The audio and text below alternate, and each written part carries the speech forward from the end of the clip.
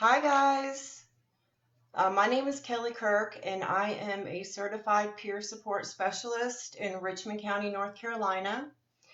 And welcome to our new Facebook online recovery support group that is supported by Sandhills Opioid Outreach and Consortium. This is a forum where people in recovery come together. We are here to encourage and support individuals in their recovery journey by sharing our own experience, strength, and hope. Our meetings consist of daily readings, meditations, devotionals, and open discussions. We only ask that when you're sharing, you adhere to the rules and guidelines of this page. All recovery paths are different, and they're all welcome here. Please feel free to share your questions or comments throughout the meeting. So today I thought I would talk about what recovery means to me. And to me, recovery means living a positive life without the need to misuse substances, where you are constantly growing and changing and improving yourself. So for me, I was addicted to drugs pretty much my whole life. And when I was in my 30s, it got really bad. So it was mostly pills, and it really affected me. It affected every aspect of my life. And 6 years ago, I decided that I'd had enough of that. So, hey, I got some people. Hey, guys. So anyway,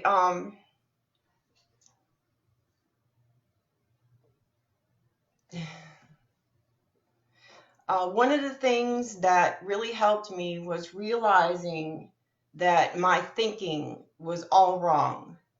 And, our minds run all day and all night. And I realized that I don't have to believe every thought that comes into my head. Um, I don't have to entertain negative thoughts if I don't want to. And I realized that I can change my mood if I want to. I can be in a good mood if I want to be. And I don't have to, just go with the flow. I can decide how I want my day to be. And I've been doing that for several years now, and it really works good for me.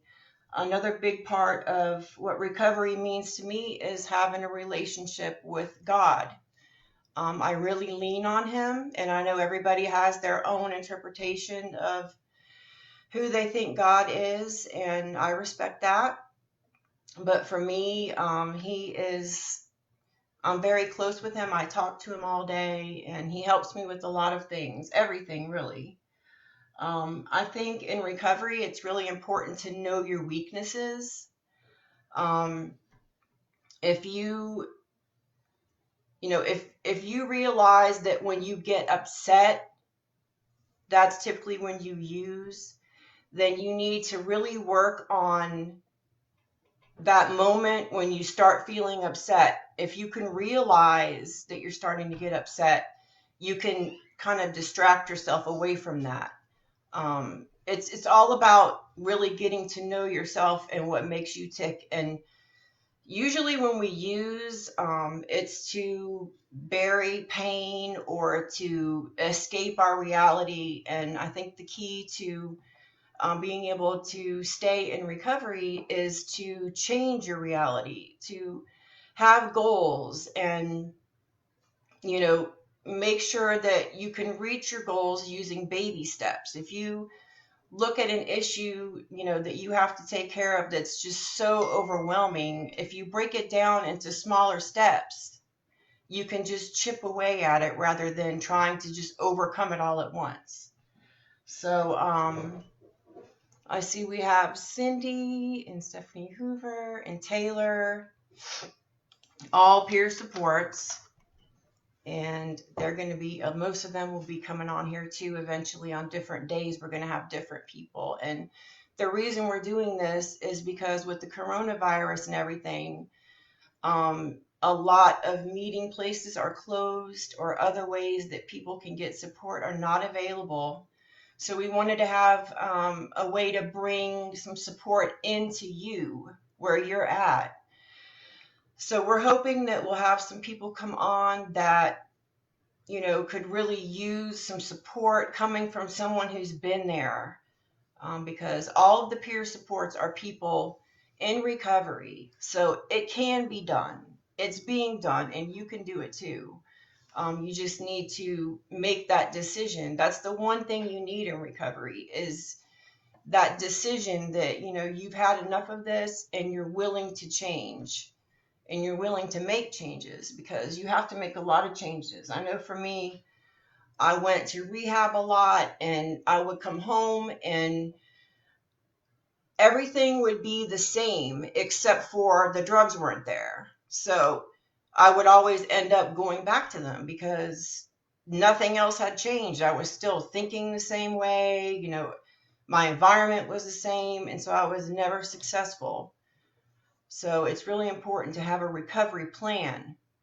And that way you're covering all aspects of your life and of your recovery, and you can address all the issues that need to be addressed to take it serious, because it's really life or death, and anybody can get addicted to drugs, anybody.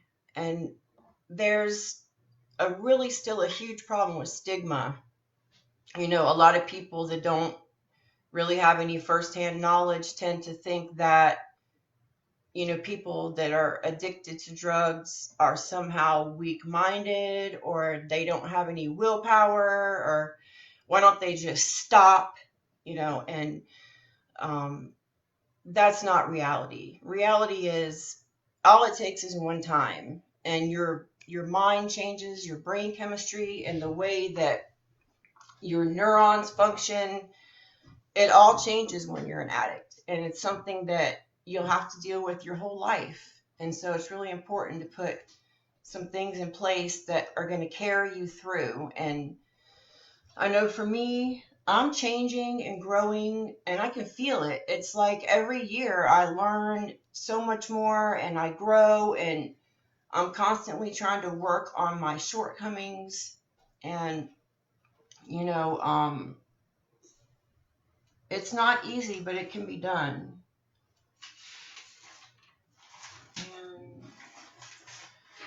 And another thing that really clicked with me was my self-talk. I kind of grew up in a negative family. My parents were never happy. They were good parents, but they were never happy. And everybody was like out to get them. And it was all negative all the time. And so I grew up in that. And so my mindset was the same. And so it was like a huge epiphany for me when I realized that I don't have to stay that way. I can be in a good mood. I can enjoy my life even if my life's not great. It's like if you wait until everything is perfect to be happy, you're never going to be happy. You have to be able to be happy where you're at. And stress is a big problem too, but I don't have all the answers, but, I feel like if you really want to live a good, productive life in recovery, you need to make a plan. You need to, get away from people, places, and things that are not good for you. If it's possible to move, if you're really using drugs heavy, if you can go stay with a relative for like 6 months or something just to get away from that environment, that's really a good idea. Another thing that works for me is journaling. I like to write down my feelings, or if I'm thinking about something that happened to me in the past and I'm kind of finding myself reliving it, I'll write down everything I'm thinking. It doesn't have to be perfect. You can just start writing, and sometimes before I know it, I've got 3 or 4 pages, talking about one episode that happened to me in the past. Because, a lot of times people that are addicted to drugs have traumatic pasts, or there was some kind of abuse or something traumatic happened to them that affected them in a deep way. And for me, when I journal my feelings, it helps me to get them out of my head and onto the paper. Or if I'm worried about something, I'll write it down, and that helps me to kind of process it on paper. And then I can just put the paper aside and I can stop thinking about it. So does anybody have any topics they want to talk about?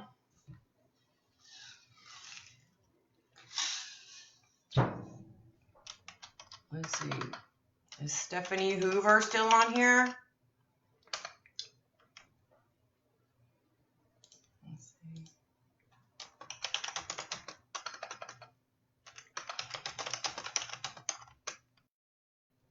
Yeah, all right. All right, let's see what else. Resources. With the coronavirus and everything, there's some really good resources out there. I know that people are losing their jobs. Definitely go apply for unemployment if you lost your job. And I know that we're supposed to be getting some stimulus money. And I think it's if you get your income tax return refund through your bank, direct deposit, then that money's going to go in through direct deposit whenever. I know Congress passed it, the stimulus, but they haven't really given the money out yet. So you got to check into that, know that that's coming if you're struggling. If you're having problems with, getting food, or, you need to see a doctor, or you need Medicaid or anything like that, you can definitely check your local resources. I know NC211. You just Google it, NC211. They've got a lot of resources. You can just type in your zip code and it'll show you, and you can pick whatever topic you're looking for, whatever kind of resource you're looking for. And it will give you the local resources where you can reach out and contact them. Another good thing to do during this coronavirus kind of shutdown, lockdown, is giving back.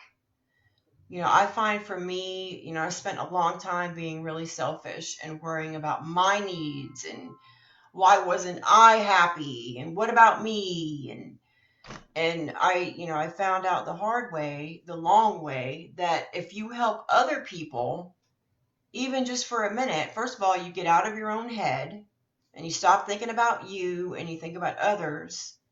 And then it's a win-win, because if you help someone else, then you've helped them. And in return, you feel good that you helped them. So it's really a good idea to, if there's some community service, if you can check on a neighbor, if you've got some elderly people in your neighborhood, maybe check in, call them, see if they're okay, see if there's anything you can do to help them, or maybe volunteer at the food bank, delivering meals. They've got, I don't know if they have Meals on Wheels here. I'm from Florida, but they've got Meals on Wheels there where they deliver meals. They're like frozen meals to the elderly, and then they can put them in their freezer and eat them all week. But I'm sure they have something here feeding people. Let's see. Another thing that I really think is important in recovery is to stay busy. If you have a lot of idle time where you're not doing anything and you're just thinking about your problems and you're thinking about how terrible everything is, or dwelling on the past, that's all like stuff that is not good to do. So if you stay busy and plan out your day and kind of, have an idea of what you're going to do when you get up, that really helps me. I know whenever I got real serious about recovery, I made a list of everything I wanted to do, big and small, whether it was do laundry or get a job. I mean, I put everything on that list. And then every day when I would wake up and feel totally lost because everything was new and fresh and raw, I would go to that list and I would pick something or a couple things. And when you start doing things on your list and you start getting some things accomplished, you can feel good about that and you can build on that, you know. And, once you get going in your new life, you get excited about it. It's exciting. It's like you feel good. You're not, doing those same old things, because when you're doing drugs, you don't understand why you can't stop. Every day your mind's obsessed with how you're going to get more, and how am I going to get money for more, and who am I going to have to lie to, and how am I going to finagle all this and manipulate, and your kids have to wait because you haven't had your medicine yet and you can't function without it, and it's a nightmare. And so when you stop all that, you're like, wow, I feel good. My mind is clear. I can think. And so that's why it's important to have an idea of what you need to do, because then you can start working on the stuff that you've let go for so long, and get yourself a new routine. And I mean, I know for me, having a routine is really important. I do not like to sit around, I like to stay busy and be doing things that are productive. I like to see instant results, if at all possible.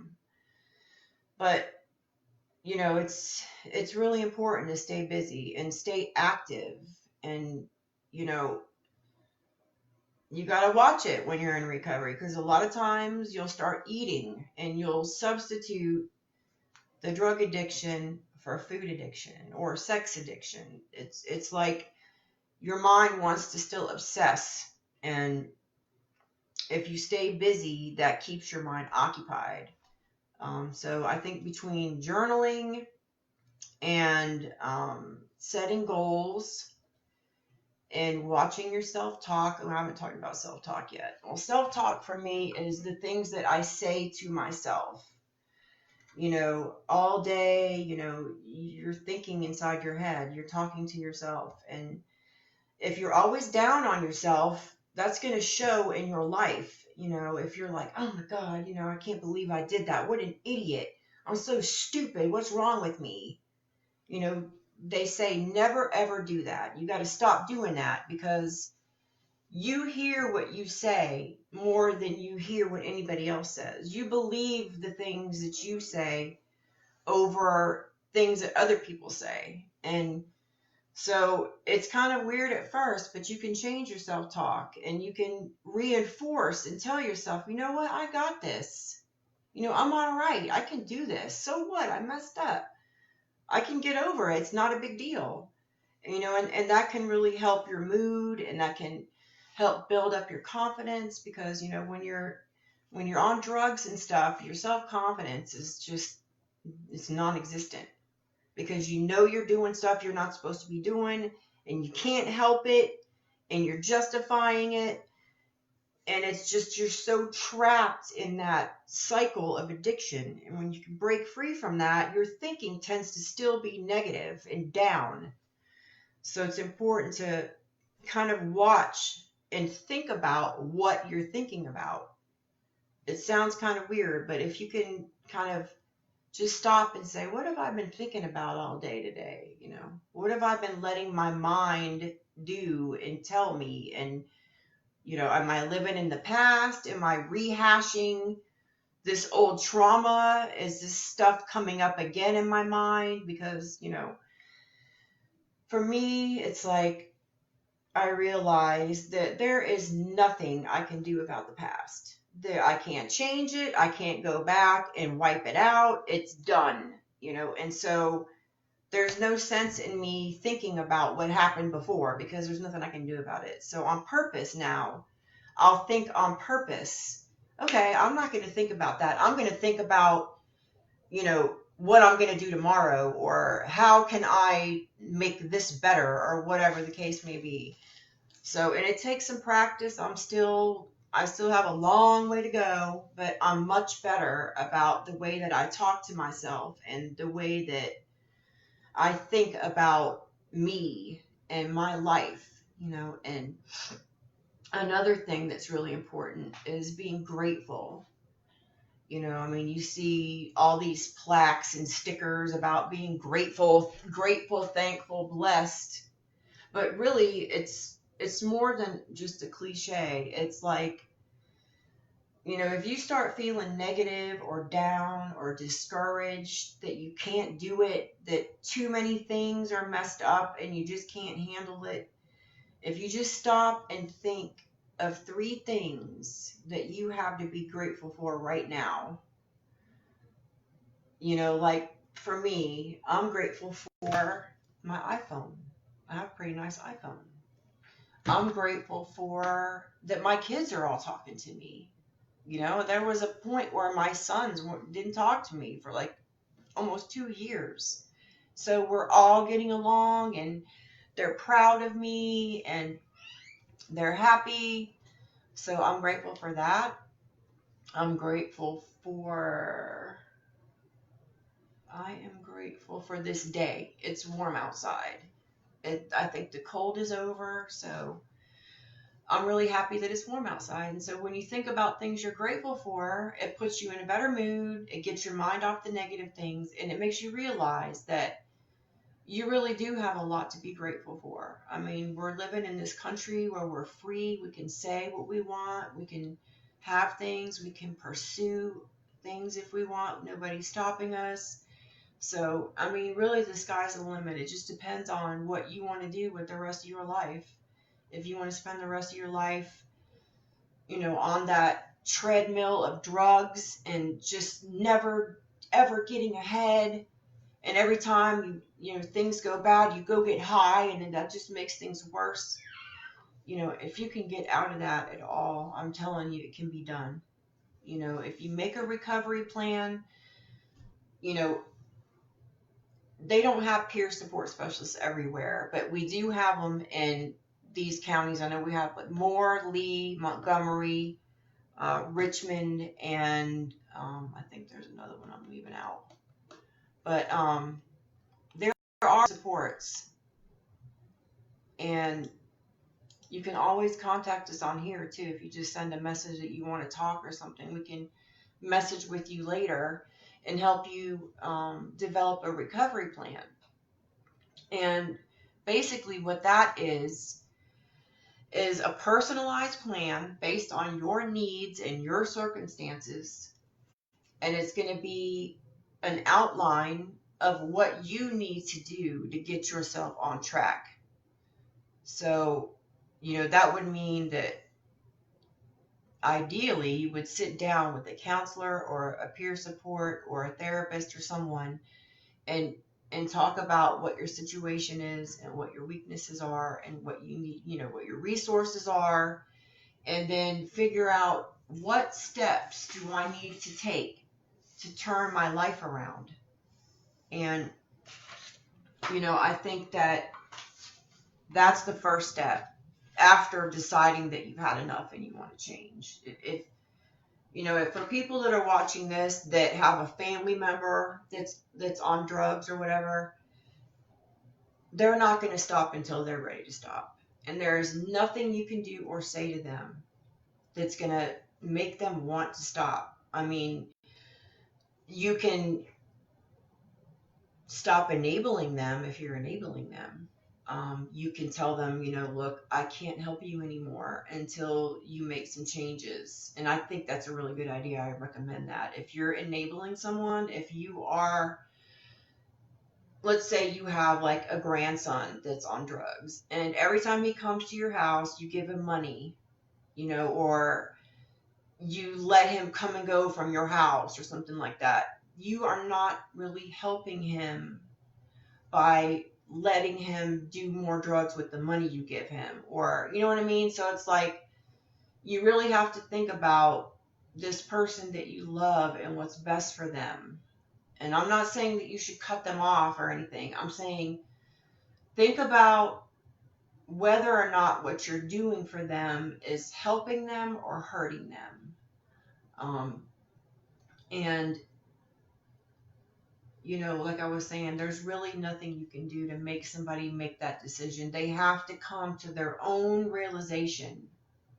And it took me years to finally have enough, and I can't say when that time will be. Everybody's different, but more times than not, addicts have moments of clarity and where they realize, oh my God, I can't go on like this anymore.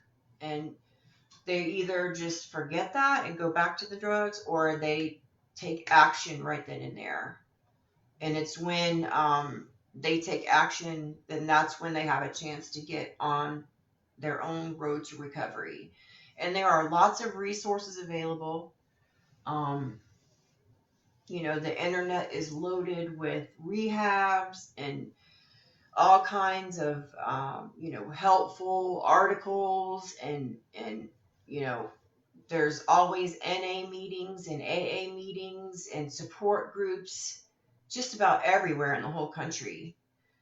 So, if you're wanting to start your own recovery journey, I highly recommend it. It's hard, but it's so worth it because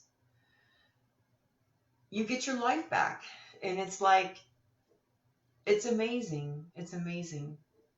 So, I mean, you got to set goals, you got to stay busy.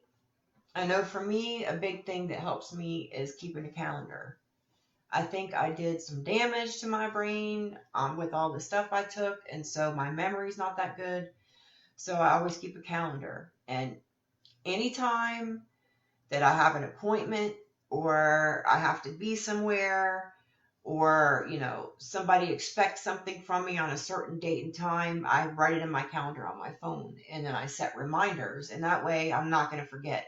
And that way I'm staying on top of my stuff, I'm staying organized, I'm staying, on my path, and that helps me. Because when you start forgetting stuff, you feel like you're losing ground. You're like, oh God, I'm not doing what I'm supposed to be doing. Like for me, it's really important to stay on track, make sure I'm, getting all my responsibilities taken care of. Um, there's a lot to it. I mean, for instance, once you kind of get on your recovery journey good and you feeling stable, you really kind of have to learn. Sometimes some people need to learn their life skills over again. They need to learn how to balance their checkbook. They need to learn how to, get their credit score up. Your credit score is basically your grade for being a grown up. I mean, if you've got excellent credit, you've got an A. If you've got good credit, you got a B. So like credit's really important. A lot of people that have been on misusing substances for years and years, their credit is totally ruined. You know, um, so that's something that also peer supports can help clients learn basic life skills again, um, help with the credit thing, help with checkbook, how to balance your checkbook, how to be responsible with your finances, um, discovering what do you want to do with your life? Do you want to go back to school? Do you want to get a better job or get married, or what are your aspirations for the rest of your life? What is it that you would like to see yourself doing? And go for it. I mean, there's no reason why you can't have what you want if you work for it. And when you're not obsessed with thoughts about using all the time anymore, you have a lot of free time and you can use that time constructively to, do the things that you want to do and spend time with your family and make amends with people that you've hurt. Like for me, I had to make amends with my dad and my sons, and, I did a lot of bad stuff. I acted crazy and, but, I found that family, they're going to love you no matter what. And they just want to see you do good. And, people listen to what you say, but they watch what you do. and it's what you do that really matters. And that's usually, when you've burned a lot of bridges and you want to get that back, you have to prove it. And a lot of people don't realize that that takes time. You have to work on your relationships again, and you have to prove to people. And like for me, I mean, you can't get discouraged when they don't believe you right away, because if you did a lot of stuff, then they're going to be apprehensive. They're going to be watching from a distance to see how you do. And that's when you can really shine, and you can say, hey, you know what, I know that I haven't been good in the past, and I understand where you're coming from, and I'll show you, and I'll show you that I'm serious. And actions always speak louder than words. And, being positive is so crucial to recovery. I mean, it's like the most important thing, if you ask me, because it's all in how you look at things. If you screw something up, you can beat yourself up over it, or you can be like, hey, you know what? It's fine. It's fine. It's not the end of the world. And, lift your own spirits. Think about, you know, it's like a negative mind produces negative words. When you're thinking negative, you're going to talk negative. And that's what you're going to put out to the world is negativity. And it works in reverse. If you think positive, you'll start to see that you're saying more positive things. And people pick up on that, and you're putting out positive vibes. And, that attracts positivity. And you need all that you can get in recovery. You got to stay upbeat. You got to stay, spiritual, and you've got to stay, on your tasks, stay with what you're supposed to be doing, stay busy, and, use your resources. You definitely, definitely want to go to counseling if you're in recovery. Don't think you can do it on your own. You cannot do it on your own. You've got to have support. Support systems are very important. You know, and on the other hand, you want to make sure you're staying away from anybody that was support that's actually not support. I mean, you really need to cut negative people out of your life for your own sake. I mean, if you've got a cousin or something that's using, don't let him around you while you're trying to be in recovery, because if you're hanging out with a bunch of people that are using, you're not Superman. You're going to eventually give in, and you're going to use too. It's just too tempting. Um, but yeah, if you change your words and your thoughts, anything's possible. And okay, let's see. I think that's about all I have to talk about today. I think we have Dana coming up tomorrow, I think. Stay tuned on the page, and we will definitely be posting updates about the next peer support live stream. And I thank you guys so much for watching. And if you have any questions or comments, leave them and we will answer them when we're done. Thank you so much.